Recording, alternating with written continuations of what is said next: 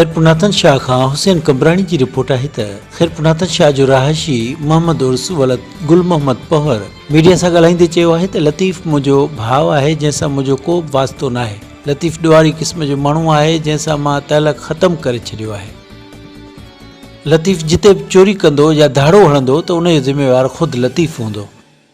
मां मिसकीन ऐं बचिड़ेवाल माण्हू आहियां ऐं बाला ऑफिसरनि खे अपील आहे त मुंहिंजो ही बयानु रिकॉर्ड में रखियो वञे त जीअं वक़्त सिर कमु अची सघे।